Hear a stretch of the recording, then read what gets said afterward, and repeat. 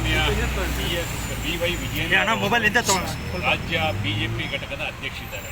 ಅವರು ಬಹುತೇಕ ವಿಚಾರಗಳನ್ನ ಕಳೆದ ಕೆಲವು ದಿನಗಳಿಂದ ಸಾರ್ವಜನಿಕ ಹಿತಾಸಕ್ತಿನಲ್ಲಿ ಚರ್ಚೆ ಮಾಡ್ತಾ ಇದ್ದಾರೆ. ಸನ್ಮಾನ್ಯ BS ಯಡಿಯೂರಪ್ಪನವರು 2011 ಮಾರ್ಚ್ 17ನೇ ತಾರೀಕು ಈ ರಾಜ್ಯದ ಮುಖ್ಯಮಂತ್ರಿಗಳಾಗಿ ಕರ್ನಾಟಕ ವಿಧಾನ ಪರಿಷತ್ನಲ್ಲಿ ದೇವೇಗೌಡರ ಕುಟುಂಬದ ಮೇಲೆ ಗಂಭೀರವಾದಂಥ ಆರೋಪ ಮಾಡಿ ದೇವೇಗೌಡರ ಕುಟುಂಬಕ್ಕೆ 48 ನಿವೇಶನಗಳು ಮೂಳಾದಲ್ಲಿ ಹಂಚಿಕೆಯಾಗಿದೆ. ಇದರಲ್ಲಿ ಭಾಳ ಪ್ರಮುಖವಾಗಿ ಕುಮಾರಸ್ವಾಮಿಯವರಿಗೆ 30x200 ಸುಮಾರು 60,000 ಅಡಿ ನಿವೇಶನ ಮಂಜೂರಾಗಿದೆ. Site number 17B.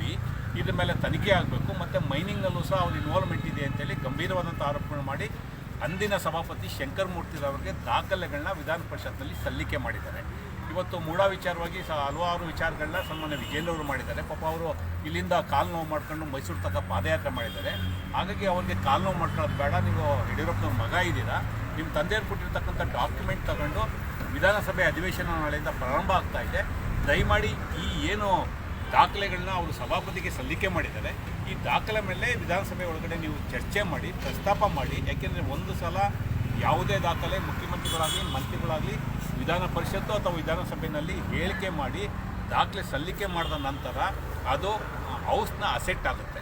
ಹಾಗಾಗಿ ವಿಧಾನಮಂಡಲದಲ್ಲಿ ಸಲ್ಲಿಕೆ ಆಗಿರ್ತಕ್ಕಂಥ ದಾಖಲೆ ಮೇಲೆ ಅವತ್ತಾಗಿರ್ತಕ್ಕಂಥ ಅವ್ಯವಹಾರಕ್ಕೆ ಸಂಬಂಧಪಟ್ಟಂತೆ ನೀವು ವಿಧಾನಸಭೆಯಲ್ಲಿ ಬೆಳಕನ್ನು ಚೆಲ್ಲಬೇಕು, ಚರ್ಚೆ ಮಾಡಬೇಕು ಅಂತೇಳಿ ಅವ್ರಿಗೆ ವಿನಂತಿ ಮಾಡೋದಕ್ಕೋಸ್ಕರ ಕರ್ನಾಟಕ ಪ್ರದೇಶ ಕಾಂಗ್ರೆಸ್ ಪಕ್ಷದ ವತಿಯಿಂದ ನಾನು, ಶ್ರೀಯುತ ಮನೋಹರ್ ಅವರು, ದಿವಾಕರ್ ಅವರು ನಾವೆಲ್ಲ ಒಂದು ನಿಯೋಗ ಬಂದಿದ್ದೇವೆ. ಇವತ್ತು ಸನ್ಮಾನ್ಯ ಇನ್ಸ್ಪೆಕ್ಟರ್ ಅವರು ನಮಗೆ ವಿನಂತಿಯನ್ನು ಮಾಡಿದ್ರು. ಅವರು ಯಾರೂ ಇವತ್ತು ಮನೆಯಲ್ಲಿಲ್ಲ, ಭಾನುವಾರ ಆಗಿದ್ದಂಥ ದೆಹಲಿಗೆ ಹೋಗಿದ್ದಾರೆ. ಅವ್ರ ಪರವಾಗಿ ನಾವು ನಿಮ್ಮ ಮನವಿಯನ್ನು ತೊಗೊಂಡು ಅವ್ರಿಗೆ ತಲುಪಿಸ್ತೇವೆ ಅಂತ ಮಾತನ್ನು ಹೇಳ್ತಾ ಇದ್ದಾರೆ. ನಾನು ಕಾಂಗ್ರೆಸ್ ಪಕ್ಷದ ಪರವಾಗಿ ಅವ್ರಿಗೆ ವಿನಂತಿಯನ್ನು ಮಾಡ್ತೇನೆ, ವಿಜೇಂದ್ರರವರಿಗೆ ದಯಮಾಡಿ ಯಡಿಯೂರಪ್ಪನವ್ರಿಗೆ ರಾಜ್ಯದಲ್ಲಿ ಅವ್ರದ್ದೇ ಆದಂಥ ಗೌರವ ಇದೆ, ಅವರು ಸಲ್ಲಿಕೆ ಮಾಡಿರ್ತಕ್ಕಂಥ ದಾಖಲೆ ಮೇಲೆ ಇವರು ಚರ್ಚೆ ಮಾಡಬೇಕು, ಜನಕ್ಕೆ ಮಾಹಿತಿ ಸಿಗಬೇಕು.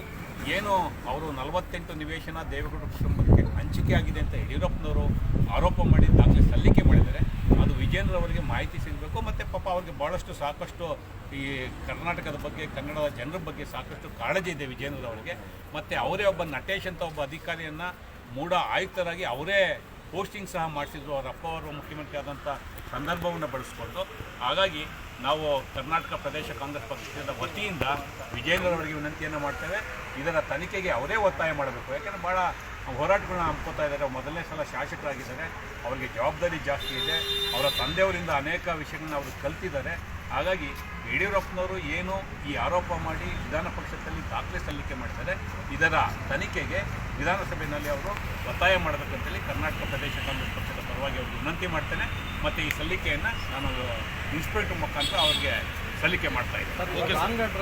ಯಾಕೆಂದರೆ ಈಗ ಸರ್ಕಾರ ನಿಮ್ಮದೇ ಇದೆ, ಮುಖ್ಯಮಂತ್ರಿಗಳಿಗೆ ಮನವಿ ಕೊಟ್ಟರೆ ಅವರೇ ಈಗ ಕೊಟ್ಟಿರೋ ದಾಖಲೆ ಇಟ್ಕೊಂಡು ತನಿಖೆ ಮಾಡಬಹುದು. ಇಲ್ಲ, ಒಂದು ಸಲ ನಾನು ಆಗಲೇ ಭಾಳ ಸ್ಪಷ್ಟವಾಗಿ ಉಲ್ಲೇಖ ಮಾಡಿದೆ, ವಿಧಾನ ಪರಿಷತ್ತಲ್ಲಾಗಲಿ ಅಥವಾ ವಿಧಾನಸಭೆಯಲ್ಲಾಗಲಿ ಯಾವುದೇ ಸಚಿವರು ಅಥವಾ ಮುಖ್ಯಮಂತ್ರಿಗಳು ಹೇಳಿಕೆಯನ್ನು ಮಾಡಿ ದಾಖಲೆಯನ್ನು ಸಲ್ಲಿಕೆ ಮಾಡಿದ ನಂತರ ಅದು ಸದನದ ಸೊತ್ತು, ಅದಕ್ಕೆ ಸಂಬಂಧಪಟ್ಟಂತೆ ಸಭಾಪತಿಗಳೇ ತನಿಖೆಗೆ ಆದೇಶವನ್ನು ಮಾಡಬೇಕು.